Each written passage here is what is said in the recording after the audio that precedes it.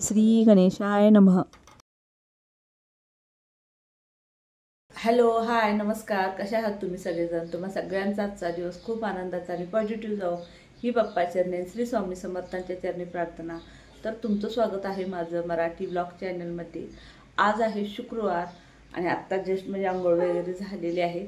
हे बघा, केस ओलेच आहेत, तसेच मी बांधले, अजून टिकली वगैरे काही लावली नाही, तर फक्त आंघोळ करून आलेले आहे. तर आज काय पूजा मांडणं होणार नाही, कारण काय आहे, ह्यांचे जे खास मित्र आहेत, खास म्हणजे एकदम भावासारखे आहेत, त्यांचं वास्तूक आहे. वास्तूक म्हणजे अगदी किरकोळ घरापुरतंच करणार आहेत त्यांनी.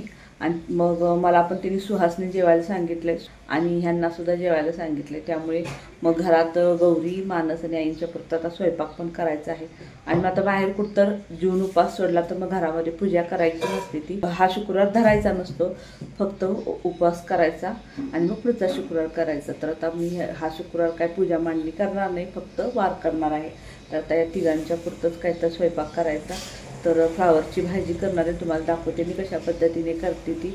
आणि जिथे मी जाणार आहे ती माझी मैत्रीण देखील आहे आणि यांचा तर तो खास मित्रच आहे, तर तिथलं देखील तुम्हाला दाखवते. त्यांचं घर बांधून आता झालेत बरेच दिवस, पण काय झालं, त्यांनी वास्तुशांतीचा मुहूर्त ठरला होता. पुढे 8 दिवस वास्तुशांती होती, तितक्यात त्यांच्या आईला देवाज्ञा झाली, त्यामुळे त्यांचं ती वास्तू कॅन्सल झालं. मग आता त्याच्यावर 5-6 महिने झाले. मग आता तुम्ही घरापुरतं करून घेतात, कारण त्यांना राहण्यासाठी देखील मग तेच घर वापरायला लागलेत. म्हणून आता त्यांचं वास्तूक आहे, त्यामुळे तुम्हाला मी दाखवते तिथं गेल्यानंतर. तरी ते बघा, मी फ्लावरची भाजी बनवणार आहे. तर गॅसवरती पातेलं ठेवून त्यामध्ये तेल टाकलेलं आहे आणि त्यामध्ये थोडीशी मोहरी आणि जिरं टाकून घेणार आहे. आणि दुसऱ्या गॅसवरती मी चहा ठेवलेला आहे. तर बघा, सगळा बाकीचा स्वयंपाक आवरला आहे आणि मी चहा आत्ता ठेवलेला आहे, कारण मला जरा आज फास्ट आवरायचं होतं, म्हणून मी पहिला सगळं बाकीचं आवरून घेतलं आणि चहा पिलाच नाही. तर आत्ता मी चहा पित आहे, कारण उपास देखील करायचा असतो सुहासनं जेवायला सांगितल्यानंतर. आणि तसा माझा नेहमीचा शुक्रवार देखील आहे, तो देखील उपास आहे. तर इथे बघा, जिरं मोहरी टाकून झालेला आहे. आता यामध्ये थोडासा कांदा टाकून घेते आणि कांदा देखील आपल्याला सोनेरी रंगावर परतून घ्यायचा आहे.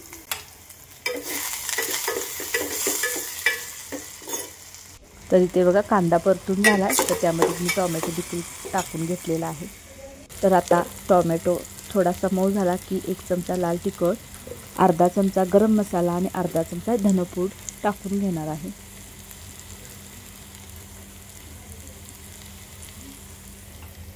तर इकडे बघा, चहा देखील तयार झालेला आहे. तर आता यामध्ये मी फ्लावर टाकून घेते. तर फ्लावर बघा, गरम पाण्यामध्ये मीठ टाकून त्यामध्ये ठेवलेला होता 15-20 मिनटं आणि मग स्वच्छ पाण्याने दुसऱ्या धुवून घेतलं. आता यामध्ये फ्लावर टाकून घेतला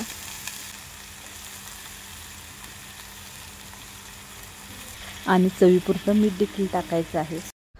तर यामध्ये थोडासा बघा शेंगदाण्याचा कूट देखील टाकून घेतलेला आहे. आता भाजी परतून घ्यायची आहे आणि अगदी म्हणजे अगदी थोडंसं कमी पाणी घालायचं आहे. नाही घातलं तरी देखील चालतं, फक्त वाफेवर जर शिजवून घेतला तर फ्लावर खूप छान लागतो. मी अगदी थोडंसं पाणी टाकून घेणार आहे. तर इथे बघा, ही बनवलेली आहे मी शाबूची खीर माझ्यासाठी.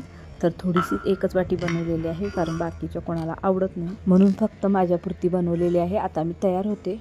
तर बघा, आता मी रेडी झालेली आहे आणि आता मी चाललेली आहे सुहासनं जेवायला सांगितलं तिकडं. तर बघा, ही साडी मी ऑनलाईन मागवलेली होती. तर कशी वाटते साडी बघा. तर चला.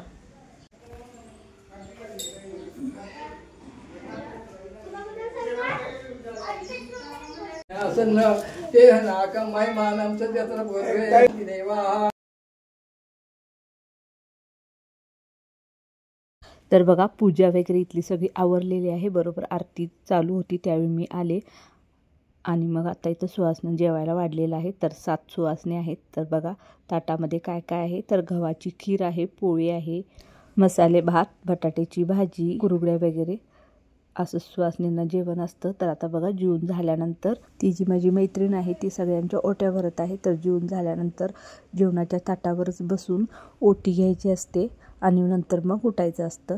तर आता इथे आमचं सगळं जेवून आवरलेलं आहे आणि तुम्हाला मी परत कधीतरी घर दाखवीन, कारण मी गडबड होती, मला पण शॉपकडे जायचं होतं, म्हणून मी काय घराचं व्हिडिओ वगैरे काही केला नाही. तर बघा, शॉपवरती जाऊन मी संध्याकाळी घरी आले, त्यानंतरचं हे रुटीन तुम्हाला दाखवत आहे.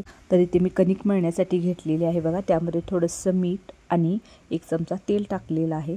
तर ही कणिक बघा मी पराठ्यासाठी मळत आहे. तर मी बनवणार आहे पनीरचे पराठे.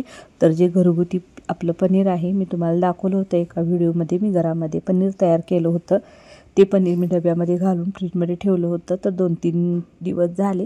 पण फ्रीजमध्ये व्यवस्थित ठेवलं तर राहतं पनीर, घरगुती असतं त्यामुळे लगेच काही खराब होत नाही. आणि आता मी त्याचं बघा पराठे बनवणार आहे. तर त्यासाठी ते पनीर मी खिसून घेते. तर हे बघा, जे आपण घरामध्ये पनीर बनवलं होतं त्याचा हा किस इतका झालेला आहे.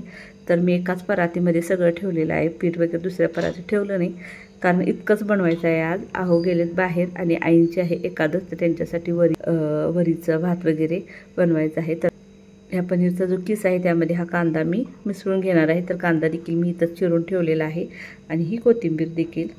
तर आता बघा, यामध्ये थोडंसं चवीपुरतं मीठ घालायचं आहे. मीठ तुम्ही अंदाजाने घालू शकता. तर थोडी मिरची देखील घालायची असते, पण मुलं म्हणायला लागली मिरची नको, कारण आमच्या मिरच्या थोड्या तिखट आहेत. कारण मी वडापाव जो केला होता तो त्यांना तिखट लागला, त्यामुळे मी थोडीशी चटणीच घालणार आहे, लाल तिखट. एक थोडीशी मी हळद टाकलेली आहे आणि गरम मसाला आणि थोडंसं धनापूड. तुम्हाला हवा असेल तर तुम्ही जिरे वगैरे टाकून घेऊ शकता. तर मी ती जिरे काय टाकले नाही, धनापूड तेवढी टाकलेली आहे. तर हे मिक्स करून घ्यायचं आणि मग चपातीच्या गोळ्यामध्ये घालायचं आहे. तर बघा, आता मिक्स करून घेऊया.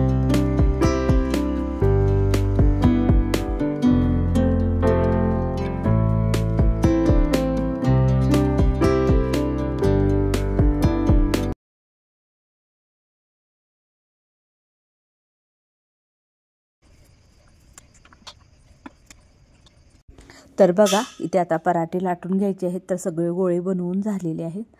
तर आपण जशी चपाती लाटतो तशीच, पण थोडी हळू लाटायचं आहे, म्हणजे जे पनीर आहे ते बाहेर येत नाही. शक्यतो बाहेर येतच नाही. पनीरचे पराठे काही इतके फुटत वगैरे नाहीत, बिघडत नाहीत, तर छान येतात.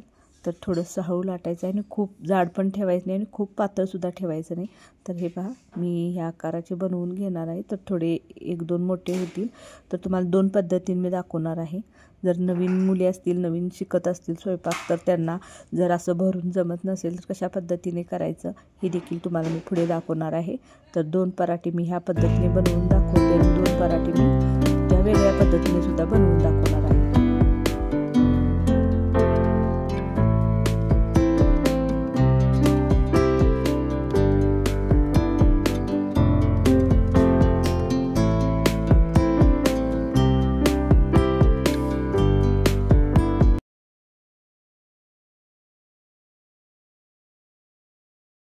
तरी ते मी पनीरसाठी मगाशी जो कणकेचा गोळा घेतला होता त्याच्यापेक्षा थोडा मोठा गोळा घ्यायचा आहे. त्यामध्ये 2 गोळे करायचे, एका गोळ्यामध्ये छोटे छोटे, आणि त्याच्या अशा 2 छोट्या छोट्या पुरीसारख्या चपात्या लाटून घ्यायच्या आहेत. हे पहा, अशा दामटीसारख्या. तर 2 लाटून घेतल्यानंतर, 2 समान लाटून घेतल्यानंतर बघा, त्या एका पारीवरती जे पनीरचा आपण किस तयार केला होता तो असा भरभरून घ्यायचा आहे, म्हणजे पसरून घ्यायचा आहे अगदी व्यवस्थित. असा थोडा जास्त जरी पसरला तरी देखील चालतो, कारण असा पराठा बनवल्यानंतर काही फुटत नाही. तर भरपूर तुम्ही यामध्ये पनीरचा किस घालू शकता. आणि ह्यावरती ती दुसरी चपाती आहे ती ठेवायची आहे आणि त्याचे जे काठ आहे ते कडण असं थोडंसं दाबून घ्यायचं आहे आणि थोडं त्याच्यावरती लाटून थोडी मोठी करून घ्यायची आहे. तर अशा पद्धतीने जर तुम्ही नवीन असाल तर असे पराठे केले तर अजिबात फुटत नाहीत आणि खूप छान येतात. याची देखील टेस्ट तशीच लागते. काही दोन्ही पराठ्यामध्ये काही फरक वाटत नाही. तर अशा पद्धतीने तुम्ही पराठे बनवू शकता.